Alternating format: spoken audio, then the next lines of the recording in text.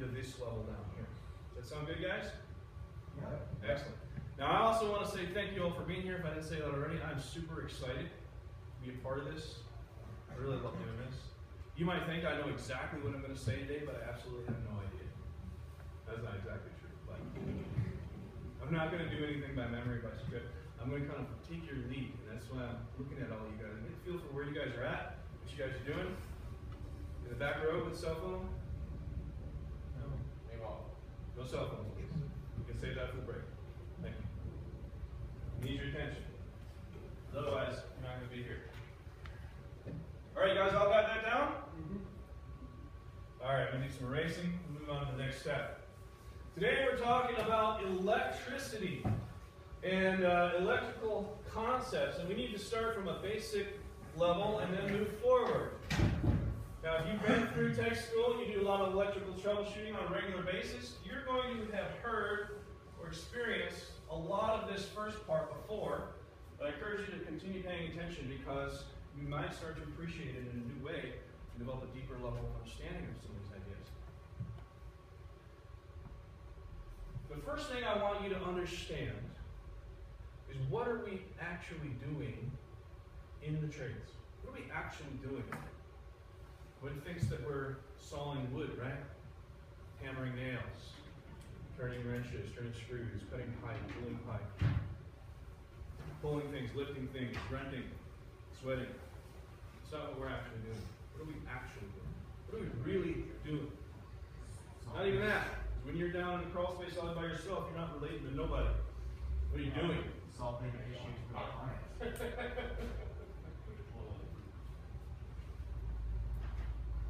I want you to write this down.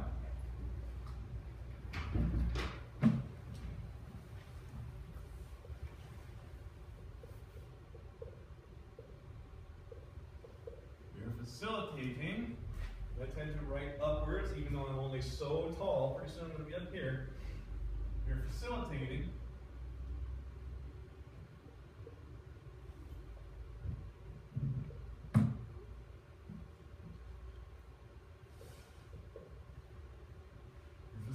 the transformation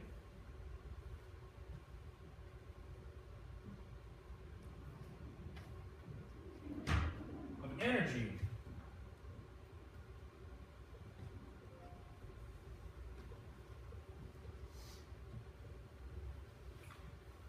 from one form into another.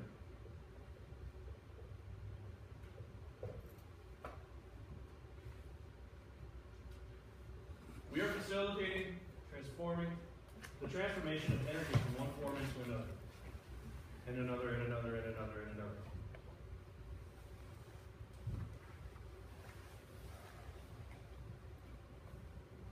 How many people said, of course that's what I do. I do that. That's what the first thing I wake up with in the morning in my head is what I'm going to do today. That's what you're actually doing. Everything that you do, everything that we deal with, everything that we do has to do with this. It all starts right here. Almost everything that happens in the physical world on Earth is this. Almost everything, except for perhaps one thing. That other thing is involved because its foundation in this.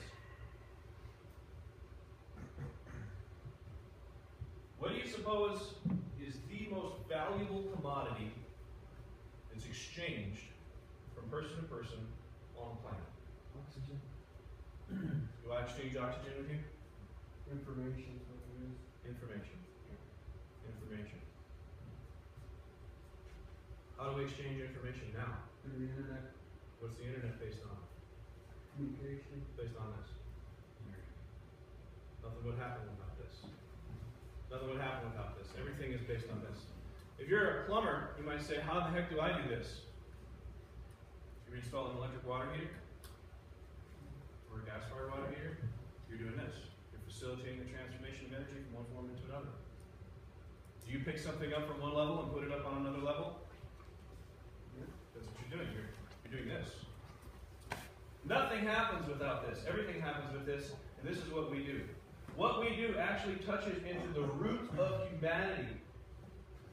Human society on Earth would be completely impossible without this. And it happens all by itself, but when we get involved and we facilitate it the way that we do, along with the engineers and the physicists and the scientists that design and create the machinery that we service and work on, this is what we're all involved in right here. It all has to do with energy. So in order to do that better, we need to have an understanding, at least on a basic level, of what energy is. Doesn't that make sense? If you're going to turn a screw, you need to know what a screw is, don't you? If you're going to facilitate the transformation of energy, you need to know what energy is. So what is energy? Start thinking. Have you ever stopped to think, what the heck is energy? You probably thought maybe for 2 seconds, but man, this makes my head hurt. Let's think about them Brady stats again. Isn't that the, trying to figure out motion of atoms, like movement of atoms at a fast rate, and that's how you generate energy? I like where you're going with that. I like what you're thinking. This is kind of a trick question. I don't expect you to actually know the answer. That's why we're here. But I want you to start thinking. I want you to take a minute. Just think. What the heck is energy? How would I describe energy to another person? Or is it more of, I guess, the amount of collision in atoms? It's related to that. It's related to that. Energy actually causes that. So you're looking at the effect. And that is the problem. That's the challenge here. You nailed it. You identified why this is such a hard concept to figure out. Because you cannot experience energy directly. You can only observe the effect that the application of energy has on something else. But energy exists. It all exists. It exists all around us. It exists within us. We are a part of it. I'm a firm believer that all things are energy, just manifested in different ways. Now, whether or not you believe that doesn't matter, because when you're involved in doing this, you got to have some basic understanding of this. You just do. So here's the definition of energy as it applies to us working in the field. Energy is a force. Energy is a force that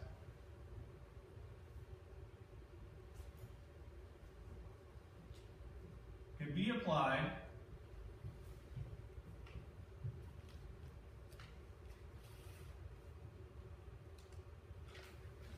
to produce useful work.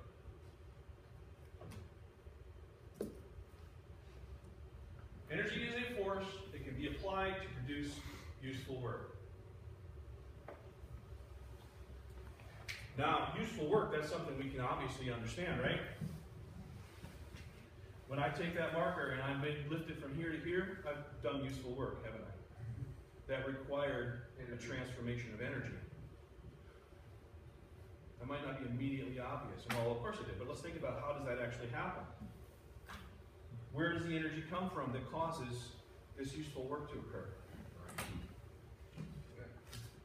Well, electrical neurons in the brain. Where did they get their energy from? Sugar. Calories.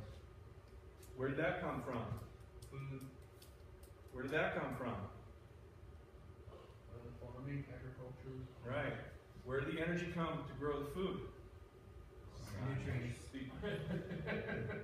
That's what happened, isn't it? Soil and set that soil.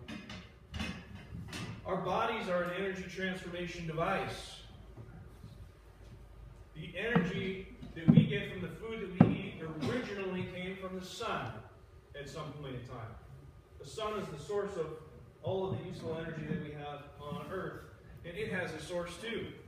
And it has a source, and it has a source. And now we're up into religious, philosophical, and stuff. That's the kind of stuff that we actually deal with. And when you think about it like that, it can be like, wow. More than just twisting a wrench, isn't it? It really is. It's like we're believers, man. Some of your own stuff to remember that, right? I got that reference. Energy is a force that can be applied to produce useful work. There are several different types of energy that we work with every single day. I'm going to make a list. So if you're not on a new page, start a new page in your notebook. Common forms of energy.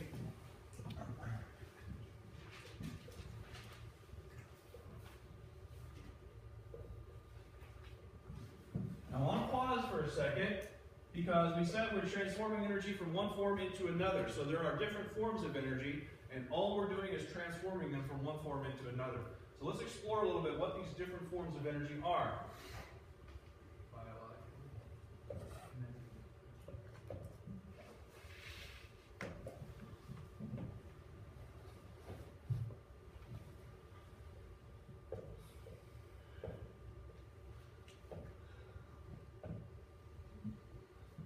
What are we here for talk about today? Electrical, right? That's one form of energy. So I'm going to start you off.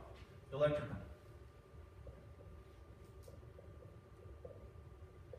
Electricity. So now, from the group, the faster you speak up, the easier your job is because you have more things to choose from. Shy, heat. Heat energy. All right. That's the last one you get to say, Mark. Heat. Very good. Chemical. Who said? Oh, What'd you say? chemical. Chemical. Absolutely. And then physical. What do you mean by physical? Physical energy. More in the sense of. Is that what you mean? Something moving? Yeah. Exactly. Motion energy or kinetic energy.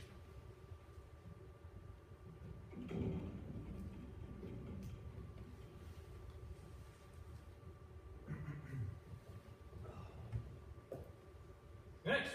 Stored or static? That is a, not necessarily a form of energy, but it's a way that different forms of energy can be discovered. So we'll hold that one for later. After we're done with this list, we'll talk about gas later. Gas? Good idea, but not quite. Any other ideas? Solar? Solar? And heat.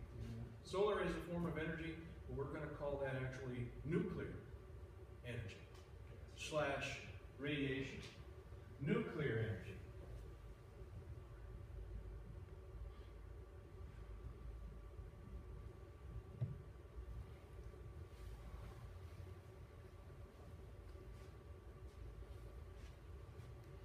Is wind going to be underneath motion? Yes. Biological? We have that one will be represented by chemical. Good answer. Good answer.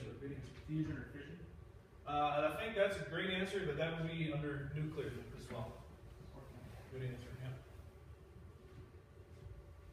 Yeah. I'll help you out. Light. Did you go, oh man, I should have known that, right? No. Yeah.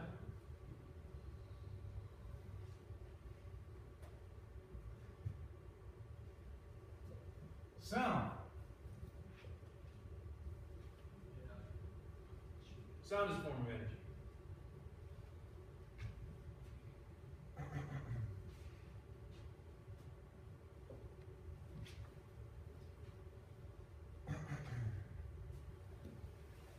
This one you're probably going to slap yourself in the forehead for this one too, but that's okay. Magnetism. Well,